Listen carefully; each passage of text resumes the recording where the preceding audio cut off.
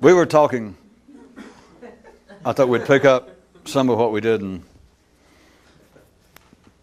really finish, because there were even more news items tonight having to do with rhythm. And you may accept it as true. You are safe relying on this fact that there is, all the way from what would seem to be the universal cosmic level, there is a rhythm going on all the way down to your individual heartbeat, without which you obviously would fall apart, without a certain kind of rhythm, flow of blood, breathing, and the universe itself, which we're not going into. But it's not a matter of faith or religion, but you are safe in taking that description that the universe itself has a sense of rhythm, without which it would have a similar situation of being in the throes of severe illness, fall apart, die, the same as if your rhythm went. And there was a handful of things from the last news items and tonight that I thought that some of you ought to consider, or you might enjoy. Examples are absolutely everywhere, and it's not to prove, if that was the point, but it's not to prove in some way that the rhythm is there, but it is more than an alternative explanation and map of what's going on in life, but it will, from a physical level that would normally bypass the kinds of routine, dichotomously based conflicts between so-called environment and heredity. If you just looked at some of what goes on in life, and I was just fixing to pull out examples from the news, there seems to be new versions of it going on, but it's always going on. There seems to be land areas, nations is normally called, but it's actually more subtle than that. But there seems to be nations, or governments, is what ordinary minds want to call it, but you got to understand it's more than that. It comes out of the planet, it comes out of the earth itself. But there appears to be nations that get in conflict with their own people. And of course there is no such thing as a nation, it's just another institution, the same way that there is no church, there is no government, there is no any institution that is physical. You cannot call the building, you cannot call the House of Parliament in London the government. It is something else. It is part of the collective intelligence of a people. Of course, it's a subdivision of the collective intelligence of everyone. But at any rate, so try and get past the idea of governments and all that, because that can be explained historically. I say explained, they will make some note of it and say, well, the regime in the USSR fell apart because of 50 years of prolonged economic deprivation, planned economies that do not work, and the people finally came to their senses, and etc. And you could say something about the moral breakdown of Rome. And they can explain all this, but I want you to consider that an area gets out of sync with the people. Or I could put it the other way, but it's just easier to start. That there is a rhythm going on, and they get out of sync.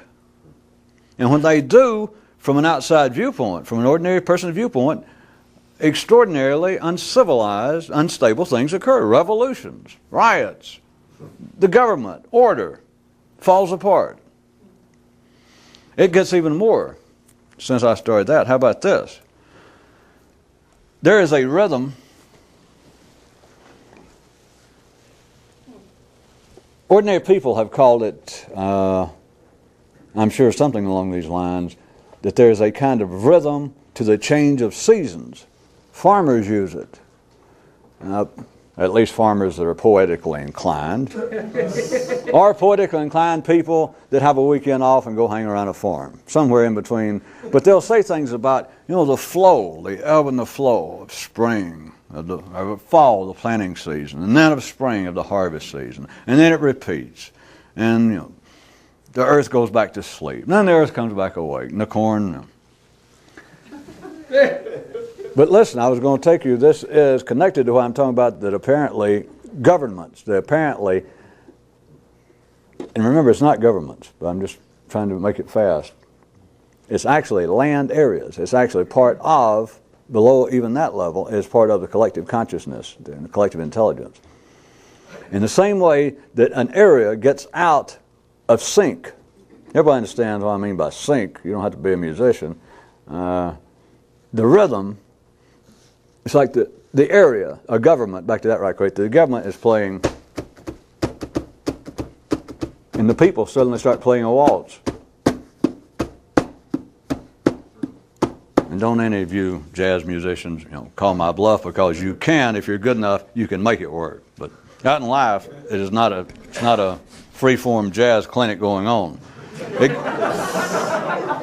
It gets out of sync. What it amounts to, it gets out of sync, and it's the same sort of thing that would be conflicting vibrations in the frame of a car or in an airplane, as I assume you know, which is a rhythm, and you can get a wing vibrating at a certain frequency, which is a rhythm, and then you get another part, the body itself, to fuselage, not, and the thing simply falls apart. It will literally come apart. That is what happens between what appears to be institutions, governments, religions, the kind of revolts they have within religions. It's that what appears to be the institutional cover gets out of the same rhythm that the followers, that the large body is in.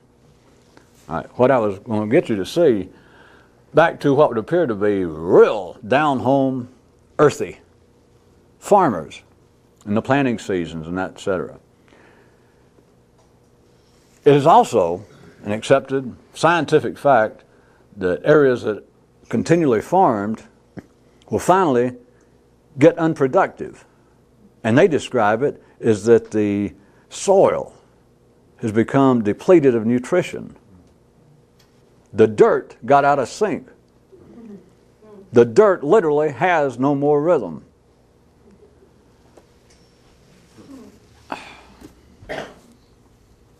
God, I wish I could leave.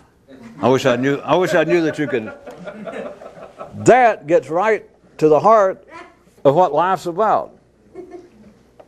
Because understand, we don't have to be agriculturalists to understand. I'm sure you've read as much as anybody that you know that someone or a group of people can continue to plant the same crop in the same soil right here, X number of acres, hectares. They can keep planting this over and over and over and over for a while, and pretty soon they cannot grow that crop. And you can take the soil itself and analyze it and say, whatever the circumstances were, that the soil here, because of the continual planting of the same crop, not letting the soil rest and revive itself, it has been depleted of, and they'll start naming the nutrients and the chemicals, and they'll say, therefore, the soil is worn out. I understand that. It's not that that's not true. But listen to what I'm telling. It no longer has a sense of rhythm. I know that if you're ordinary, that could sound to be somewhere between ridiculous and poetically ridiculous, I guess.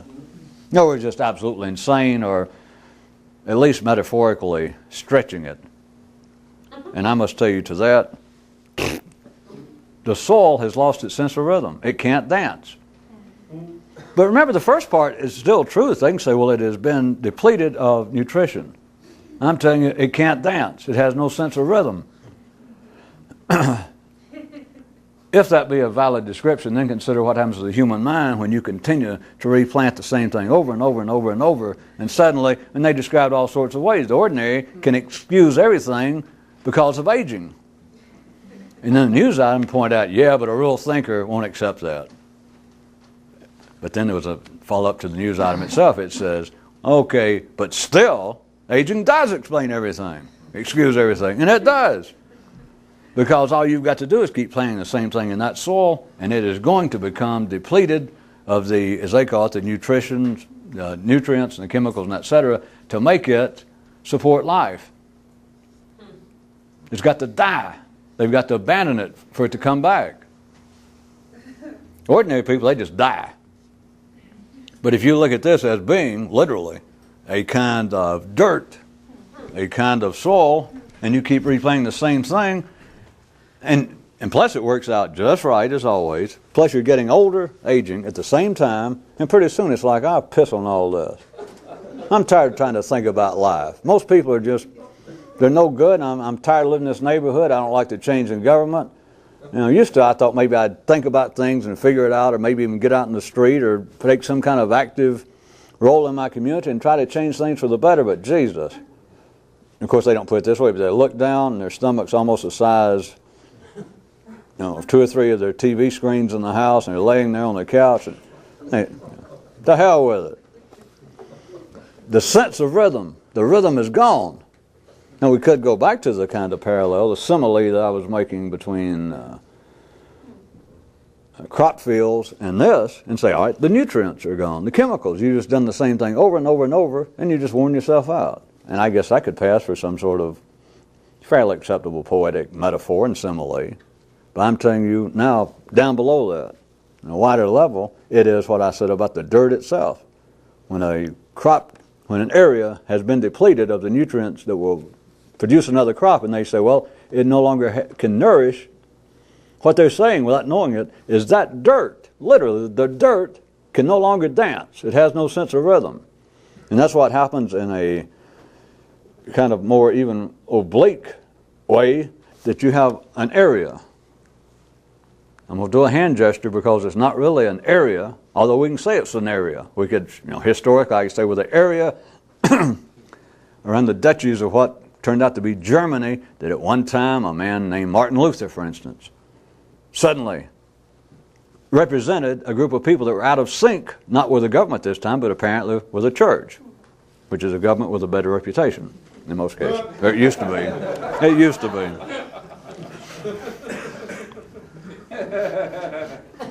Plus, as you notice, most of the religion around the world, it turns out to be governments with leaders mainly that wear skirts, so if things get hot, they go, oh no, don't bother us. Yeah. The church don't raise no dummies. But can you see that if you can get away from literally a government, or literally an area such as Germany, or literally an area such as what the erstwhile USSR, or an area specifically of the previous Yugoslavia, if you can get away from that, although that represents something, and just consider an area, a field, as being not literally dirt, not literally a part of the planet, but hovering over it. It is the intellectual field of the collective. And areas of it actually get worn out.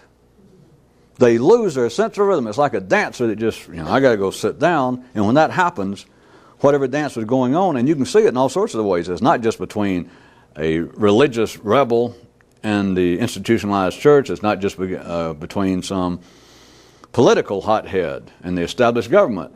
It is simply between two dancers that it's only the crew that have got to identify them all the time, which is part of what history is. The people trying to come up with a scoreboard about who used to dance. And they look, oh, that was interesting. That's just because they can't think. Because you don't have to have an example if you can think.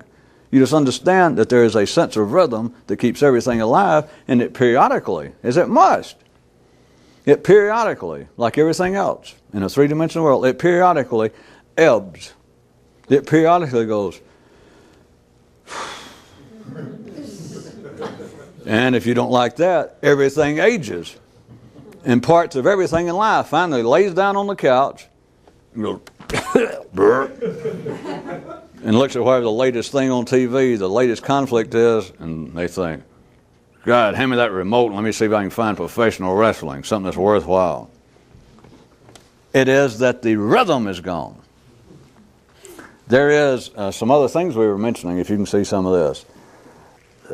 Last time I was mentioning about mobs, and that there is a kind of collective intelligence, but it's normally referred to as a kind of collective insanity, and people fear it. But now, if you can pull in from last time and what I was trying to point you toward tonight, let me tell you part of what frightens people about mobs. The kind of thing, not that you shouldn't be frightened if you were out actually physically, which is not our problem, but if you were out and there's a bunch of fascists suddenly take to the streets and decide to shoot everybody or cut everybody that's got red hair, and you glance down and you're somewhat fair of skin with a reddish hue, get the hell out.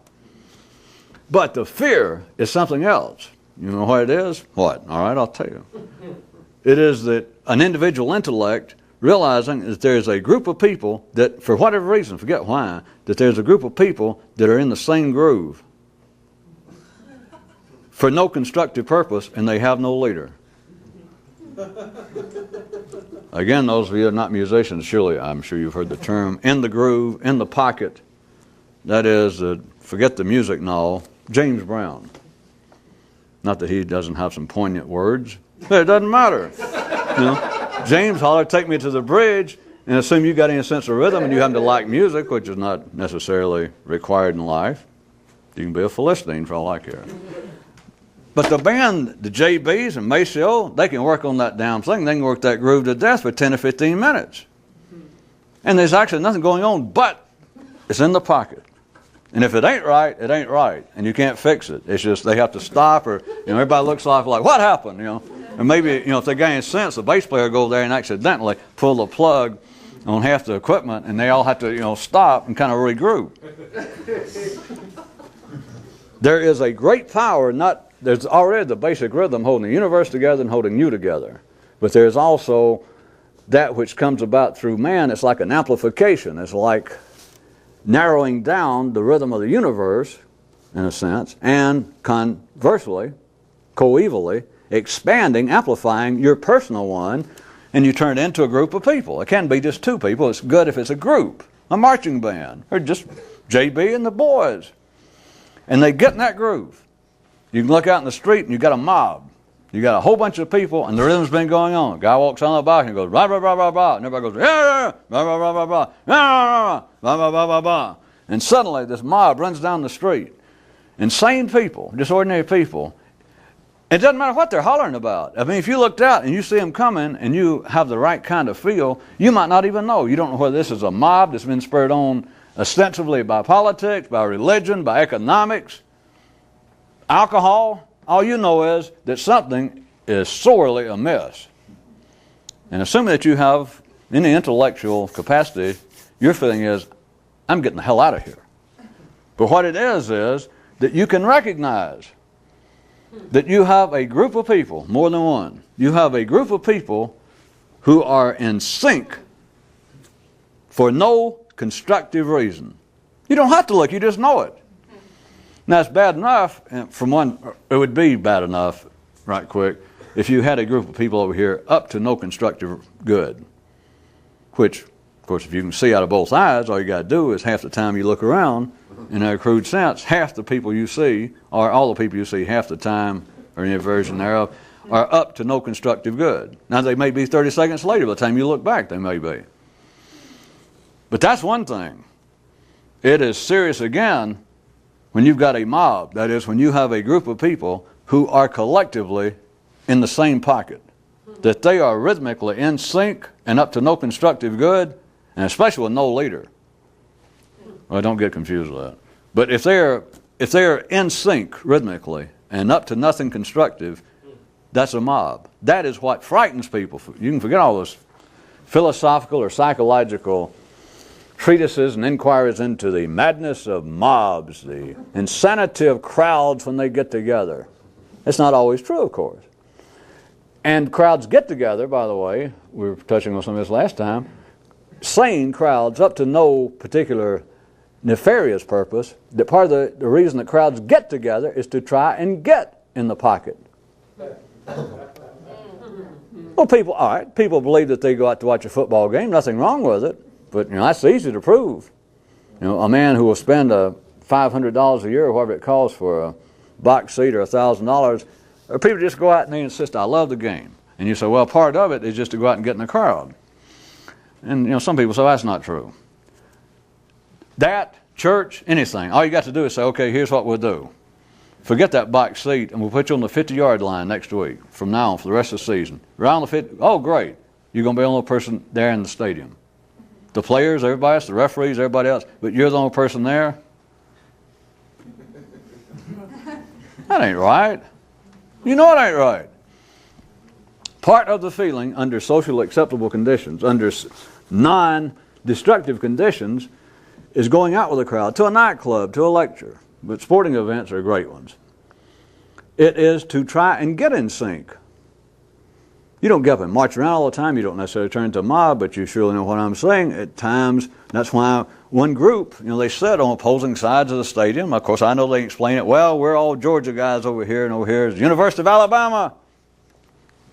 If it wasn't that, you say, all right, everybody who's in favor, they come in, they don't know who the teams are. You never heard of them. You come in, and it's the, the Snellville Giants playing the Peckerwood Backsliders. And you come in, you're ready to be in a game and have some fun. You never heard of either one of them. You follow? You could even say that they're playing a game that you look down and you got no idea. You've never seen a field like that. They're dressed funny. You don't know what it is. But there it is, a group of people, and you got in free. Do you understand? They would say which side you want to sit on. And you'd choose one. You'd look around, and God knows why. Maybe you just look over there and you see a good-looking girl. If you're a man over there, and you say, I'll sit on that side. Or maybe there's more people over there. But sure as hell, you'd go just a second, you go, I want to sit with those Peckerwoods. Or I want to sit over here with the Giants. I want to sit with the Snellville. Because they oppose, and I know they describe, again, we all know this, that the people that sing over there at the University of Alabama side, they say, well, certainly I'm sitting over here with these people. I went to school with them. I'm from Alabama. I mean, it's no big deal, but hell, what, you think I'm going to go there and sit with the opposing team? Are you nuts? I know all that. But why is it split up like that? Why all these rivalries from college, from hometowns, outside of college, and between the Toronto and Buffalo? It's that you're over there, and one side of the stadium is you're trying periodically, I say trying in a very vague way, but you're hoping, your nonverbal hormones are hoping that sometime, more than once perhaps, during the course of the game, your side of the stands will get in sync. And they even try it, you know that. They'll hold up cards, and they got people cheering them on. They're like, rah, rah, rah, da, da, da. Sometimes it works, sometimes it doesn't. Sometimes you individually, you're asking for a beer, somebody's talking to you, and you know they're trying to do it. But then suddenly, it's like something exciting happens. First down. Nobody expects it. There's still a chance that your side will go. And suddenly it's like, they call it getting enthused and all that. What it happens is people begin to get in sync.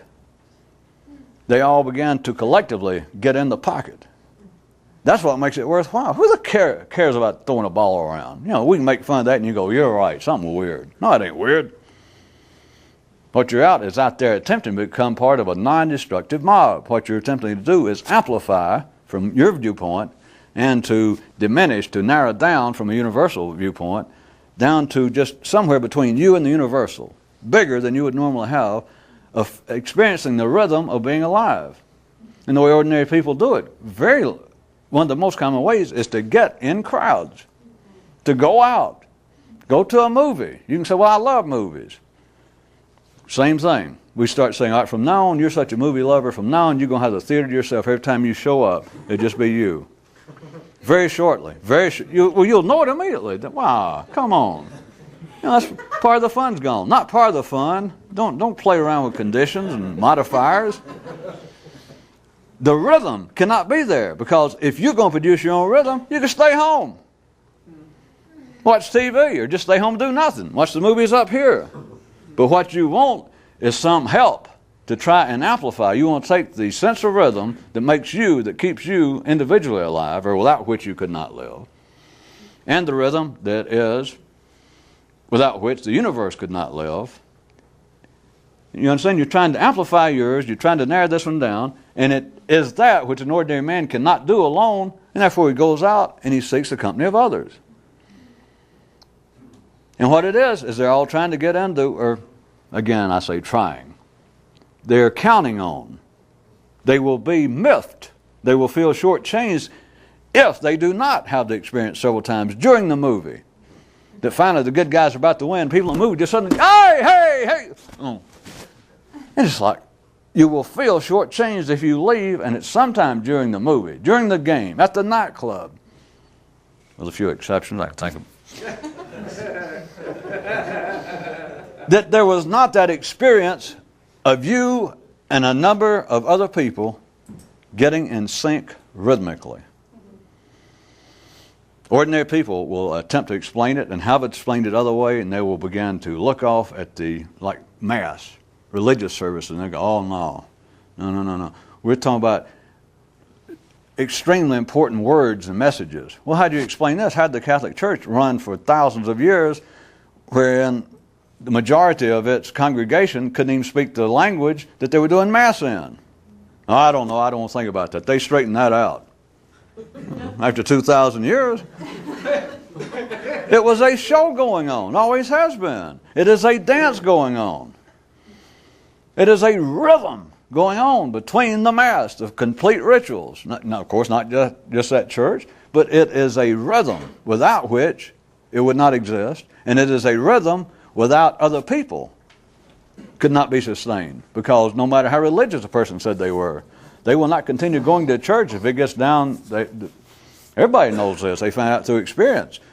Like an in-town church or neighborhood chains become commercial, and there'll be a Catholic church that flourished 50 years ago, and it finally dwindles down. There's nobody left in town. 2 or 3 60 or 70-year-old people show up, and even they, assuming they're not completely senile, even they lose interest. They get there and it's just one old woman and some woman she's known for 50 years, and it's just them two and the priest. And they go through the same thing, but something's missing. And of course they say, well, it's not the excitement. They can say all sorts of things. The rhythm's gone. Because now they're down faced to the fact that if there's going to be any rhythm going on, it's almost up to them to produce it. And they're not going to. That's not why you go out. Because if you're going to produce it yourself, you wouldn't have to go out. Political rallies. As you know, it's not just religion. Political rally, football games, sports events, movies, what haven't I covered? Entertainment. You could say my favorite group, I would give anything to be able to see the Kitchens of Distinction or the Rolling Stones or Lab Report. I would give anything to see them in person before I die. Michael Jackson, whoever you want. Count Basie. A little late, but worth it. And you can say, really? Well, I can arrange it for you. And if I got tickets, and it'd be the last chance you get.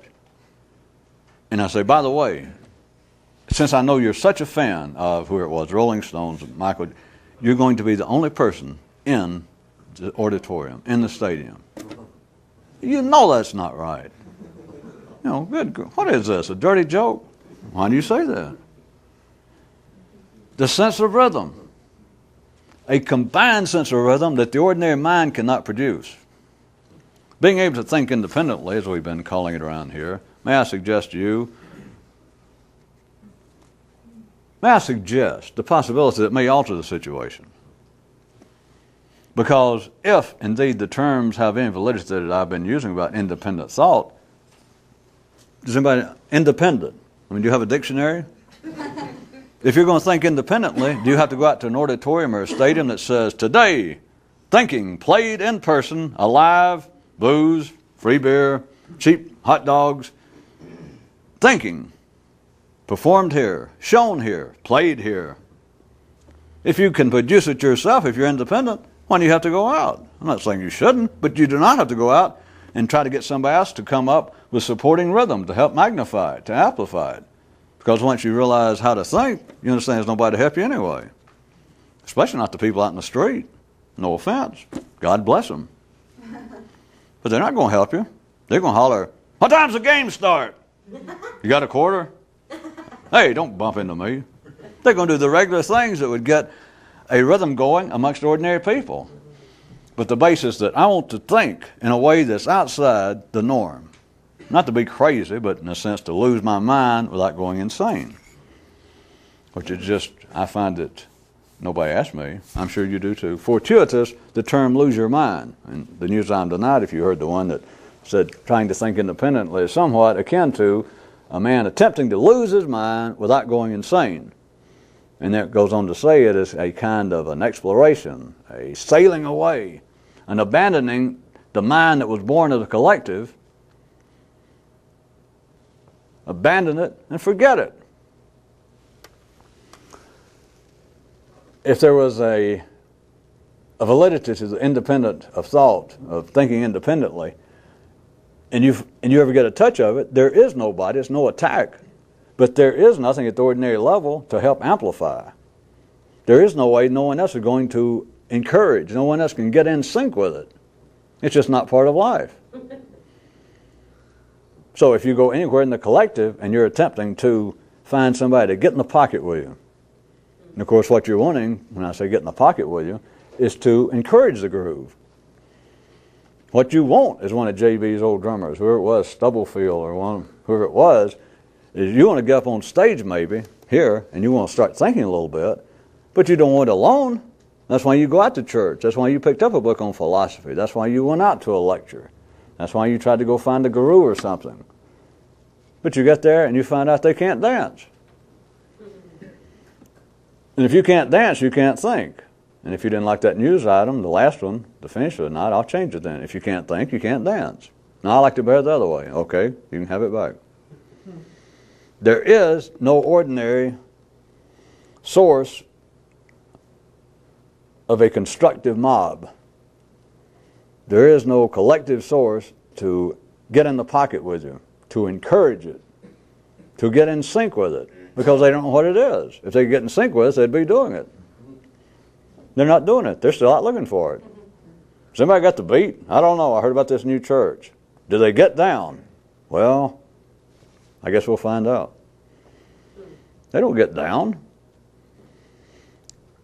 The closest that people come to getting in the pocket, to getting in the groove, is such things. If it's non-destructive, then it's normally of no great pertinence, such as sports events, entertainment. And otherwise, if there is something besides that of people getting together in sync in the pocket, then it normally appears to be destructive. So then you're left with, where are you going to look? All right, I'll tell you. You're supposed to point your own head, not mine.